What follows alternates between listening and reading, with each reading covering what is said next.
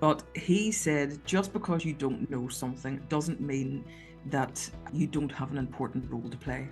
So I think that's something really important to remember. Everybody's got their own contribution to make and their own impact to make.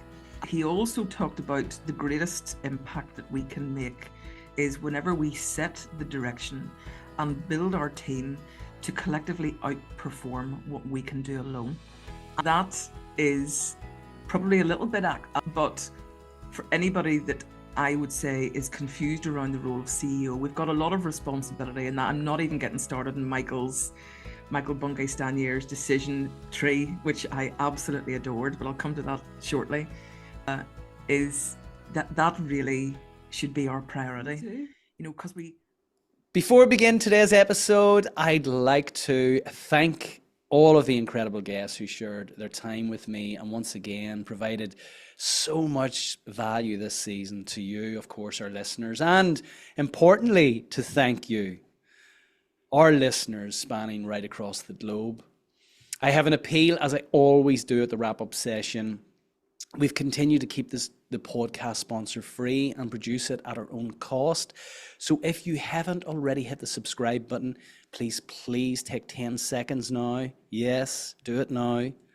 To do that, as it really, really helps the show. It helps me bring on high quality guests. You keep appealing to me to bring on guests of the highest quality, which I feel I'm fulfilling my side of the bargain. So my appeal to you is to subscribe and share the podcast where you're getting value of it. Please share with others. And a huge thanks as ever for the really positive feedback and engagement on social media, specifically LinkedIn. And look, if you're enjoying the podcast, why not subscribe to our ScaleX Insider 321 newsletter? Now, without further ado, Claire, you are very welcome back to the ScaleX Insider Podcast. I do say this every time, but it is really hard to believe that another 3 months has passed. We've had Christmas behind us. We've had the start of a new year. I know you've been in South Africa. I've been in the States. We're now into March. Just incredible. So how are you doing? Good morning. I feel great. Thank you very much for asking. And thanks for having me back. I have to say it was lovely being taken back to last year whenever you recorded the 2 live podcasts from our summit. And all I could hear was the rounds of applause. And it just brought me back to a wonderful event. When was that? Last November? Last November, yeah, an incredible event. And it's always wonderful. Big part of our vision is to inspire as well as connect and enable ambitious leaders of small to medium-sized enterprise to scale with purpose. And I feel when you bring people together, magic happens. The purpose of the wonderful Sebastian Tundur, who I interviewed in season 1, and it has really stuck with me because often we need those moments of inspiration coming from the energy of others and, of course, incredible content from the guest speakers. And it was wonderful to be able to feature those guest speakers in season 15. Completely agree. So more live podcasts, I would highly recommend those.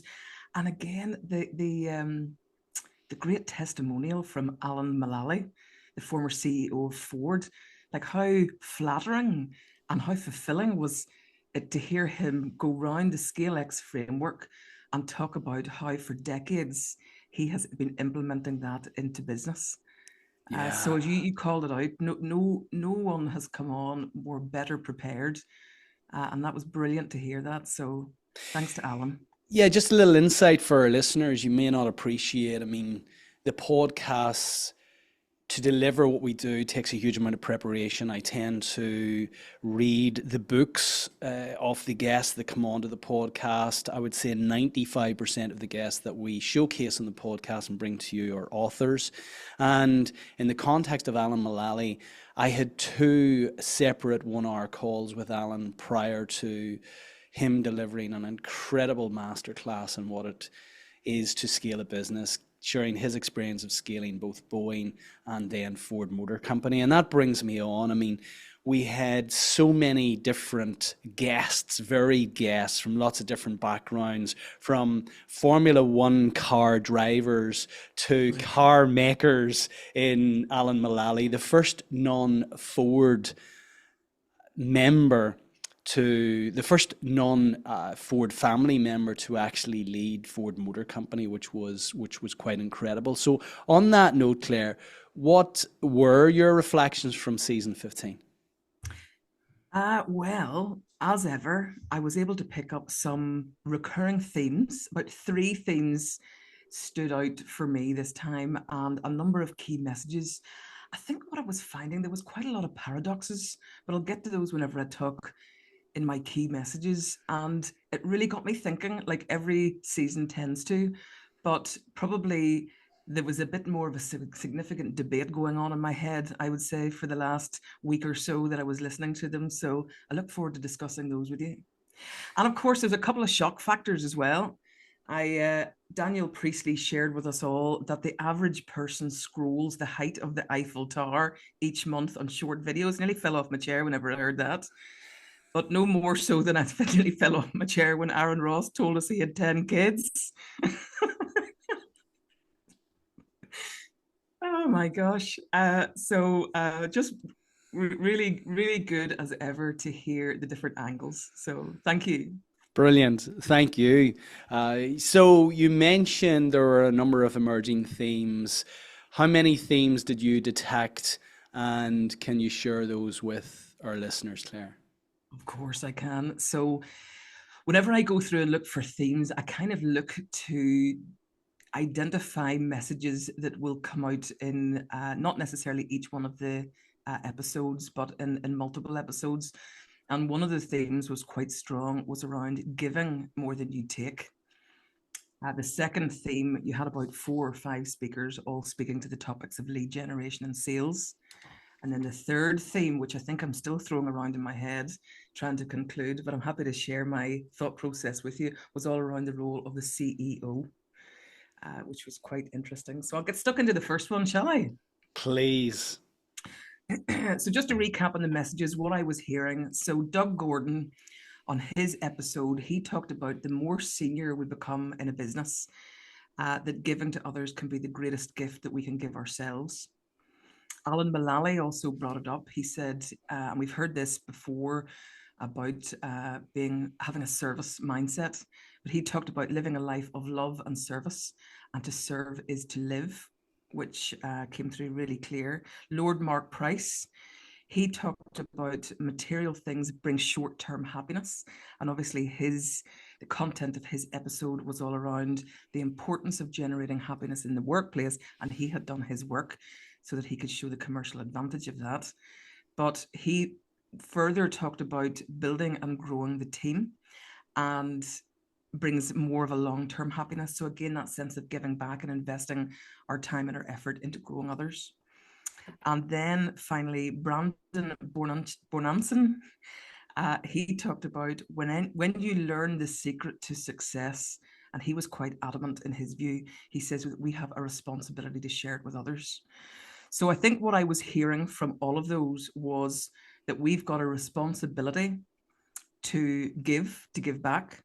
We will find it the most fulfilling. And also, in Alan Mullally's words, it's actually the greatest gift that we can give mankind. So that whole topic of giving more than you take in life, I felt came through really strongly from multiple guests.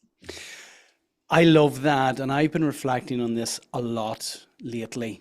And in fact, I am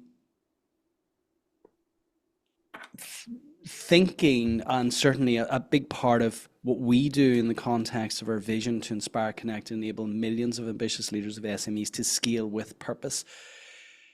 I would like to eradicate military language from the business lexicon. Language around competition, doing battle with your competition, firing people, even the CEO term, those are terms, the chief executive officer, that have been derived from the military. The word mission is a word coming from the military. It's a word that we don't tend to use. We talk about purpose and vision. Why do you do what you do, and where are you going?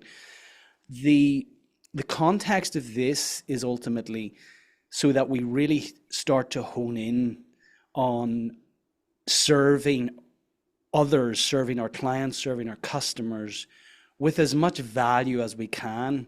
And everything you've said reminds me of a wonderful line from Bob Berg, who wrote it's just a wonderful little book called The Go-Giver. He said, money is an echo of value. So you talked about paradoxes right at the outset, and there was some paradoxes that you found. And I feel that one of the paradoxes in business is the fact that the more you give in the context of serving others, your clients and customers, with value, the more you get back in the context of sound financials. So your P&L, rather than focusing on the P&L, focus on your customers, their pains, their goals, how you can accelerate them attaining their goals, delivering them with more value, and ultimately your financials will reflect that value. So I think sorry, Benny, sorry. I think you made a great point, and I think language, whenever you talk about the military language, it is a great place to start, because as we know, our language, what language we use, is really important. And actually, it took me to, you asked Alan Mullally, he talked about love and service being a life well lived. And you asked him, in that type of industry, how was that received? And his response was, it was really well received. People liked it. People liked to feel cared for. So, and that was probably in one of the kind of, roll your sleeves up, get your hands dirty type industries that you will ever come across. So the language that we use, and I really, really support what you said there, because I think we need to be more careful about the language that we use, but it's just crept in, hasn't it? It just has become natural to us in terms of, this is the language that we use in business. So stripping all that back is a great place to start. Yeah. Just serve your customers with value, and in order to serve them with value, you need to understand what their pains are, and what their goals are, and how you can serve them in accelerating towards those goals, or actually mitigating, reducing, solving some of their pains. Yeah. So I love that, Claire. I think as well, just to kind of wrap that one up, Kingsley Aiken, who you interviewed a number of seasons ago, he was able to reset my mindset when it comes to networking and stepping into that room. Like, we've all done it. Who enjoys stepping into a room full of strangers to network? And it just kind of makes my skin absolutely crawl. Whereas whenever he reframed that completely around, what can you give? Like, somebody, it wasn't Kingsley, but somebody said to me, if you think about walking into that room to make friends and actually identifying people there who need something that you can give them, it's a totally different mindset and actually makes it enjoyable. So that whole, what it does to your mind whenever you frame that you're giving somebody something of value is tremendous. Yeah. Great impact. He also, of course, spoke about the importance of sending the elevator back down. Kingsley, now in his 70s, is very much of a servant mindset and a service mindset. He wants to give, he wants to give back, he wants to share his experience and wisdom. So very apt that you called Kingsley out. So number one is this theme of giving and trusting that the more you give, and again, it's a paradox in itself, the more you give, the more you will get in return. What was the second theme? The second theme was all around lead generation and sales, generating revenue. We had Mark Roberge talk about it, Daniel Priestley.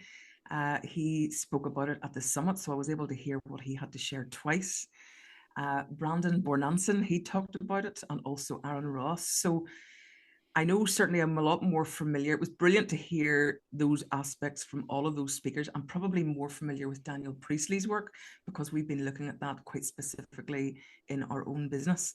But I think the thing really struck me was, whenever we go out representing our business and engaging with customers, we typically think of it from the customer's point of view, the supply point of view. So what are we providing? And I loved really what Daniel talked about, and he's trying to encourage us to master the art of demand manufacturing. So he said the only thing that really matters is demand and supply. And we tend to focus more on the supply as opposed to generating the demand. So all of those little techniques that he gave, like the one key message, the quarterly campaigns, the 46 perfect repeatable weeks, I know that we've been discussing that a lot within our business. And I think all of the people that you spoke to kind of came with their own take in terms of how we generate sales. But there was definitely a strong focus on how we generate leads and how we can maximize our revenue. Yes, I've had the pleasure of hosting Daniel a number of times now, one directly in the podcast, and then, of course, we hosted Daniel at the summits. And a maxim that stuck with me, which was shared to him by his mentor, John, was the fact that everything is downstream from lead generation. So you can have the best product or service that the world has ever seen, but if you don't manufacture the demand, which he was speaking about, then ultimately nobody's going to ever benefit from your product or service. So it's really incumbent on you folk as leaders that you create this sales engine. Edward Keelan, partner of Octopus Ventures, spoke about the sales system, and Aaron Ross, ex-Salesforce, Mark Roberge, ex-HubSpot, the founding CRO of HubSpot, both have written incredible books around how to actually build sales systems which lead to predictable, repeatable, and sustainable revenue. And unfortunately, folks, there is no magic pill here. This is somewhat trial and error in terms of both what you do to generate inbound and what you're doing from an outbound perspective. So I feel that, and certainly with my finance hat on, sales is the lifeblood of every business. Ultimately, cash is the oxygen, but as we know from our own bodies, oxygen cannot be carried around the system without blood. So sales is that lifeblood, and it's a responsibility on us all to develop that sales system in order to continue to create demand, which will ultimately support us in getting our products or services to more customers, widen our reach and deepen our impact. Yeah, it was interesting to hear Daniel Priestley talking about as well in terms of lead generation. Never switch the engines off. But I think the bit that's probably most important is traditionally, people probably quite liked to position sales and lead, not necessarily lead gen, but sales as a bit of a dark art and quite mysterious. And you had to have this really unique skill set to be able to do it really well. But it's actually no different to any other job where you develop your expertise. And actually, every single one of those speakers talked about the importance of developing the system. So the system that's going to develop your lead generation and defining the process that it's going to allow you to get to the outcomes that you want. And I think that is just probably the most refreshing change in language that I hear a lot. So it's forget about the dark art. You don't have to, as we kind of joke, sleep upside down or do special things to be able to make you brilliant at sales. It's, define your system, get your system working, really analyze your system and understand the data that your system is telling you. And then in Daniel's words, don't go at it full throttle, and don't turn the engines off. Yeah, that speaks loudly to the lens in which Mark Roberge sees the world as an ex-software engineer. He very much sees the world through algorithms and formulas, and he has created a formula for scaling and a formula for understanding the science of scaling and a formula certainly for what it takes to create that sales system. So I encourage people to explore Mark's work a little bit further, but it's so critically important that ultimately you really focus on developing that sales system. Understand that it isn't a dark art. It can be and should be engineered, but it requires your absolute focus. So everything's downstream from lead generation. The third theme, Claire. Okay, you might need to have a bit of patience with me around this one because I'm still trying to process all of this. So this theme was around the role of the CEO, and where I first started with this, it's not uncommon for us to be approached by leaders, and with huge respect for the honesty that they speak to us with, they would say, "What exactly is the role of the CEO? What is the role of the MD?" And Daniel Priestley talked about our responsibility as the MD or the CEOs are to all around demand generation. Eduardo Brancino talked about our responsibility around maximizing performance. Lord Mark Price talked about it's our responsibility to create happiness within the workplace. So I'm not surprised that there is a lot of confusion around the CEO, which is the place where I need to start. Okay, so there's all this information telling you need to focus here, you need to focus there. And then to add to the confusion, Michael Bungay Stanier, who I love the conversation. I love the conversation because he's given me a whole lot of language and ammunition to use with you. But he said, if you don't love the role of the CEO, you should be working out how not to be it. Okay, so first of all, we're starting in a place of confusion, and then we're being encouraged. And I buy into that concept. If you don't enjoy the role, work out how not to do it. Now, my view on this has always been from work out what your strengths are and become really good at it. Play to your strengths. And that, I got an extra layer on top of that, which had my whole head in a spin, because Michael Bungay Stanier also said that the thing that we can become the best at is the thing that the company can become the worst at, because we get very precious about it and we don't want to let it go. So you can imagine the confusion going on in my head, never mind a new CEO thinking about what they should do. So where I landed, and I'd love your take on this, but where I landed, David Coulthard, that was a fantastic conversation, and I thoroughly enjoyed it whenever you were having it live on stage. But he said, just because you don't know something doesn't mean that you don't have an important role to play. So I think that's something really important to remember. Everybody's got their own contribution to make and their own impact to make. And he also talked about the greatest impact that we can make is whenever we set the direction and build our team to collectively outperform what we can do alone. And that is probably a little bit abstract, but for anybody that I would say is confused around the role of CEO, we've got a lot of responsibility in that. I'm not even getting started in Michael Bungay Stanier's decision tree, which I absolutely adored, but I'll come to that shortly, is that really should be our priority, because we put a lot ourselves under pressure. We all come from certain disciplines, don't we? You're from a finance background. I'm from a people background.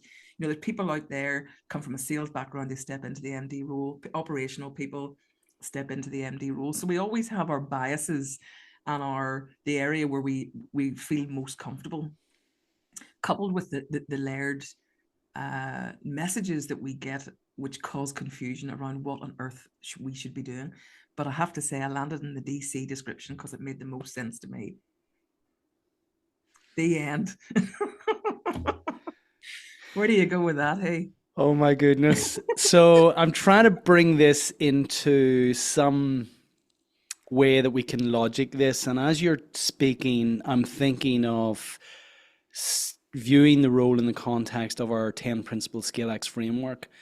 And a number of speakers, so Lord Mark Price, in terms of creating a happy workforce, which ultimately leads to a more productive workforce. This isn't about kind of being happy, clappy, and positively toxic in the context of ignoring some of the real challenges, but essentially creating a happier workforce speaks directly to our positive growth culture, our 10th principle, and arguably our keystone principle. The performance then is spoken directly to in this season by Eduardo Pacino. Processes and systems spoken to directly by Daniel Priestley in terms of creating the systems and processes that manufacture demand. People, DC spoke a lot to the importance of people. So when, there are 4 or 5 of the principles there that we're saying are the responsibility of the CEO to amplify, to exemplify, to be good at. So there's no wonder that actually less than 1% of small to medium-sized enterprises ever achieve scale, given the expectation on CEOs to really understand innately, amplify and exemplify the 10 principles of our ScaleX framework. So where do we go with all of that? I think, standing above that, to the point that you made, it's understanding, going right back to the very first principle of scaling. Our psyche either empowers or disempowers all of the other 9 principles. Doing the inner work, the inner game in many respects is the only game. Doing that work to create a level of awareness, to understand where your strengths truly lie, where they can be leveraged in the context of scaling your business, where there might be a shadow in the business as a result of overplaying those strengths. Back to something that Nick Bradley said, the more valuable you are to your business, the less value that your business actually has. So it's being mindful that you have a lot to bring, but be careful how you bring it. So again, I feel for all of the CEOs out there, because there's a lot to get right here, and we haven't even talked about the importance of purpose and vision. We haven't talked about, alluded to it earlier with Kingsley's work in terms of partnerships, networking, creating collaborations, but there's so much to get right. This is a challenge. Michael's appeal is, if you're not enjoying this role, and remember that quite a number, probably the vast majority of CEOs are de facto CEOs as a result of them actually creating or founding the business. But being a founder is different, and it's recognizing that it's different from actually being a CEO. So I'm not sure if we've helped those leaders out there with this, other than empathize with the fact that this is challenging. Absolutely. And sorry, I think actually listening to you has really helped me to distill it down even further, because there's 3 real standouts there. It is, the principles of our ScaleX framework are timeless principles, which should be present and very loud in every business that wants to scale up their impact. So that's a given. The second thing is play to your strengths, because typically if you're playing to your strengths, you can add most value to your business, but be aware of overplaying your strengths to the extent that it could actually slow down the growth of the business. And the third thing is around focus. And I think sometimes people underestimate the amount of time that they need to spend in constructing that team. Bringing all those skills and expertise is one thing. Identifying the right skills and expertise in your business, it's a totally different story. As we know, bringing them together and actually getting them to play as one team, that's probably your greatest challenge. So if I was listening to all of this, those would be the 3 key messages that I would take away from that discussion. Brilliant.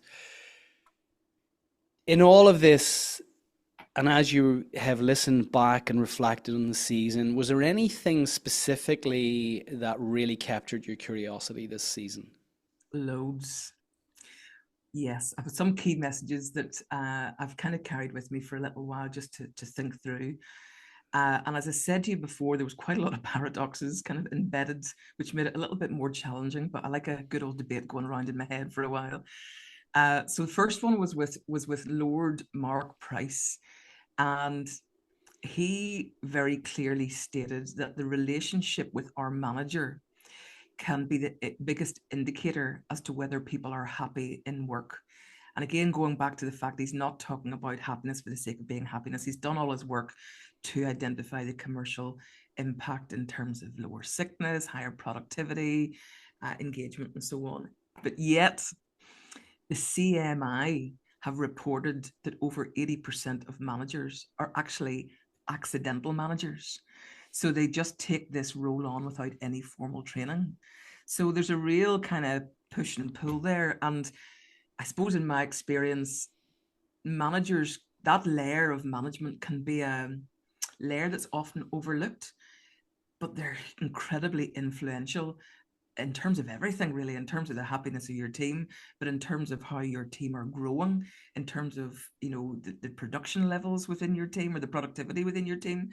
But yeah, 80% of people step into a management role and they're expected to be a manager, which, as we well know, is a completely different skill set, and they're not given any formal supportive training. So it kind of took me back to our time whenever we worked together, and, you know, we ran management boot camps, which were a bit of fun, but it actually really started to set the scene for what the responsibilities of a manager were. So, and I know it was sometimes I caused a bit of I was a bit painful sometimes, because if anybody ever came to me to talk about addressing the underperformance of a manager, the first question I would always have asked is, have they been trained? Do they know? Do they have the tools for the job? And if not, let's give them the tools for the job then. Let's meet our end of the bargain. Let's keep this fair. And then let's assess the performance and see if we have to have a conversation. But Claire, let me ask you a direct question. And just before that, that stat I wasn't aware of from the Chartered Management Institute, that 80% of managers are accidental managers. They haven't had any management training. And as SME leaders, we, and I've been guilty of this, in wanting to recognize someone's effectiveness, someone's performance in the business, and typically someone who's been a subject matter expert. What do we go and do? Only give them 3 or 4 people that now they have to care for and manage their performance, as well as still holding the expectation that they're going to perform as they previously did before they had these people. And by the way, I appoint you as a manager on a Tuesday, and I expect all of this to happen on a Wednesday without recognizing the need for training. So I think I'm not the only one when I say we've all been guilty of that. But the fact that 80% are accidental managers actually coincides with the latest Gallup survey that cites 80% of the workforce globally are actually disengaged from their companies. So and that brings me back to the cliched saying, I'm not sure who said this, but people don't leave companies, they leave managers. So on that note, you have been immersed in the industry of unlocking people's potential for years. What makes for a great manager? That's a big question. Well, I know what I look for. That might be a better place for me to start. And what I think comes to number one for me is authenticity. Whenever I it's funny. Sorry, I'll go back and tell a different story. It was actually whenever you were interviewing me, and I think this is something that sometimes people overlook as well. I joke, and I'm not really joking, whenever I say to you, I was interviewing you, you weren't interviewing me. And it was on the basis that, whenever we're taking people into our business, there's so many people out there that work really hard, and they're talented people. And and I always had the view, if I'm going to invest my energy and my effort, and I give everything I've got, and I'm not on my own whenever I say that, I need to know that it's going to be valued, and I'm doing it for somebody that, excuse my French, gives a shit. So the spotlight was on, it is on, as on much of the people, the managers who are doing the interviewing. So I need to understand, I need to know how you think about things. I need to know what you care about. I need to know what you prioritize. I need to know what captures the focus of your attention. So I let me put you on the spot, Claire, then in relation to that, because I wasn't wise enough to appreciate that day that actually you were interviewing me, and I'm going to share with you. In my head, we were going through the exercise because the person who was in previous to you in my head had got the job. So so you wowed us whenever you came in, and you wowed us in relation to your authenticity and the way you were able to distill complicated challenges into a really simple way that was very understandable. But what did you detect? And there was more than myself in the room that day. What did you detect that motivated you to say, "Yeah, I want this. I want this role." So two very strong things. Number one, there was great ambition and great clarity. So there was a big goal, and we all like a big meaty goal to get our teeth stuck into. And secondly, and I don't even know if I would go beyond this. Secondly, I identified my values. I knew I could live my values with the team. So I remember being in that room with the board, and so my values are authenticity. Did I feel that there was authenticity in the room? Yes, I did. Did I feel I could be myself in the room? Yes, I did. Inclusion is a big value of mine. Did I feel included? Yes, I did.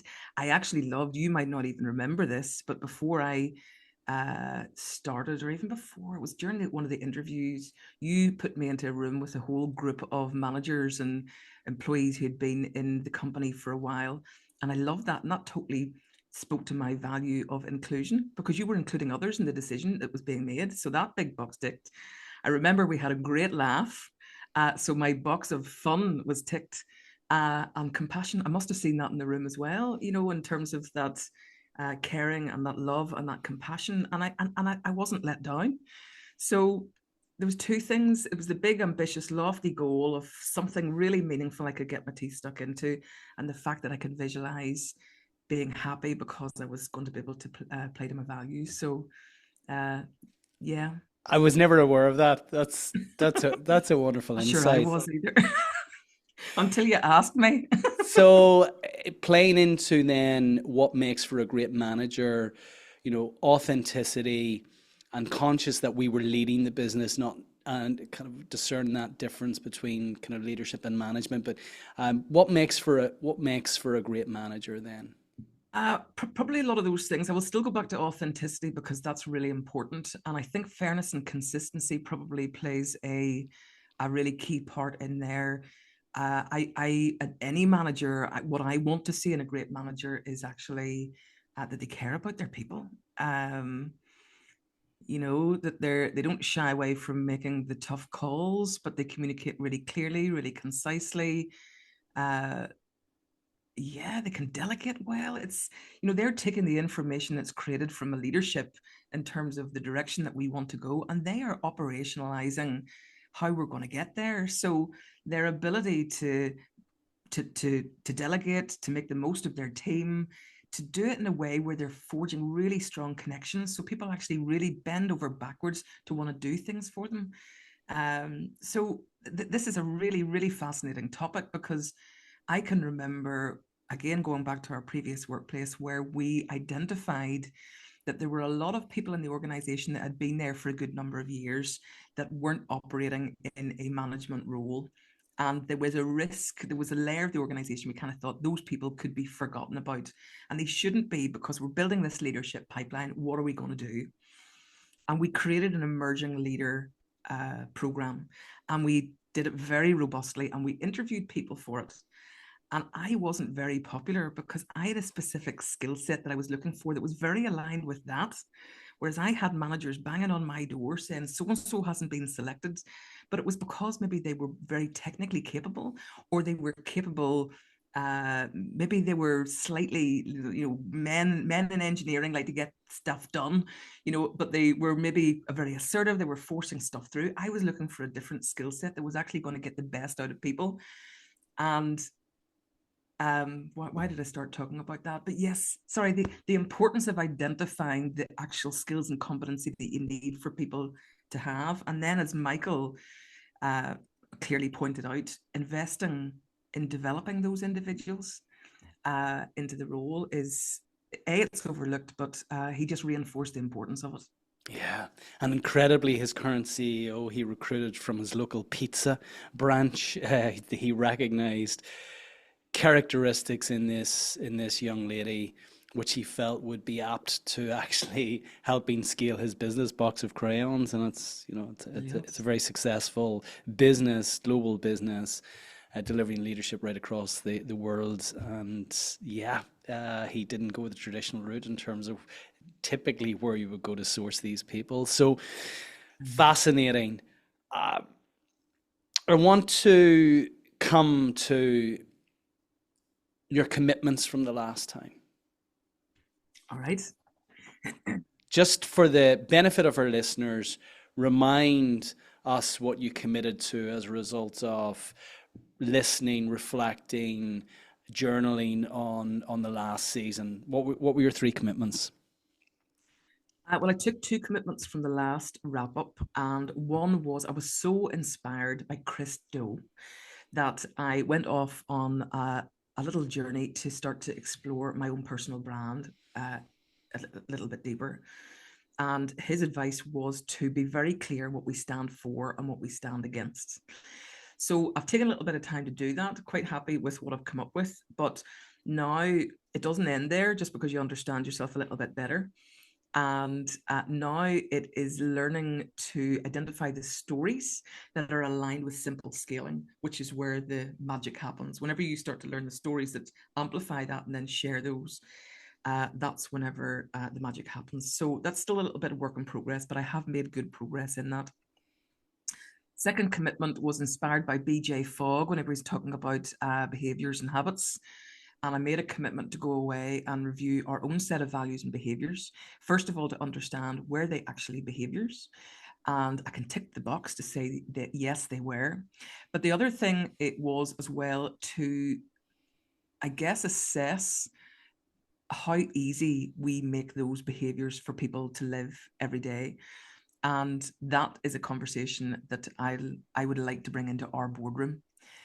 Because I think, collectively we can have a really good discussion about how we've clearly identified those as being the key behaviors that are going to make the difference for our business to scale. So by collectively reviewing how easy we make those behaviors to be actioned every day is something collectively as a board we need to discuss. Yes, and to remind our listeners, our own values are we win together, we are unapologetically ourselves, and we own it. Yeah, and then those are broken down into specific behaviors. And in fact, I mean, we introduced a feedback system where once a month we get to meet each other as other team members, and it could be anybody within the team, and actually to give feedback specifically around how we're living out those behaviors and those values. And it's done really great things. We're constantly, there wouldn't be one person in our team that says that they're not getting feedback. And actually it's even better than that because it's really starting to form great relationships, really good, solid relationships. Incredibly effective. It's where you've weaved your wonderful people magic again. So as a result of listening, reflecting and diving deep into this season, what are you going to do differently this time around? And are you going to be courageous enough to make any commitments? Oh, yes. But you're not going to like the first one. So inspired by Michael Bungay Stanier, I absolutely loved his decision hierarchy tree. And just for the benefit of the listeners, he described decision making in the form of a tree where the decisions that he would describe as a twig are decisions that he never, so this is the founder, the owner of a business. So the twigs he never got involved in. The branches were decisions that he might hear about in the likes of a newsletter or hear in passing, but again, they weren't dependent on him. The decisions which they described as the trunk were made by the CEO, and he wasn't the CEO. He talked about the lady, I forgot her name. You mentioned her a second ago. So she made all those decisions which were deemed to be the trunk. And the only decisions that he was responsible for, or actually even given accountability for, is probably a better way to say it, were the roots. And there was only two decisions that he was responsible for. One, it was his decision whether to dismiss the CEO or not. And the other decision he had was to sell the business or not. So this was a real revelation to me. I love that, absolutely love it. And how many conversations do we have with business leaders who want to let go? And this is where it all begins. It's who's making the decision. Is it our decision to make in the first place? And if not, how do we equip people to make the best decisions for the business that we're not involved in? So I absolutely adore this. And that's a discussion coming into our boardroom. I have to say, as much as I'm uncomfortable with this, I feel it's a wonderful framework for actually supporting leaders in letting go. Fear of letting go is one of the greatest impediments as to why SME leaders don't achieve scale, and the decision tree is very, very powerful. So I have to say, I'm up for this. Okay. Done. Deal done. Anything else? I can go now. Yes, another commitment. So I was really inspired by Alan Mulally. And he talked about working with, and forgive me because I can't remember the lady's name, but he worked with a lady that was around writing a book.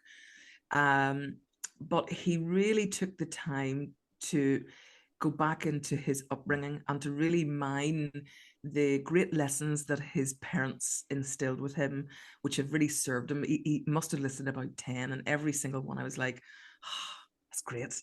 So he's inspired me so much that I'm going to do the same thing, because I think there's great things that we can all learn about ourselves. Again, another layer of self-awareness. I am always hugely grateful and thankful for my upbringing, for what the lessons that my parents instilled in me, because I think it really serves me well. But I haven't spent enough time to understand really what they are. So I'm going to do that. That's my other commitment. Wow.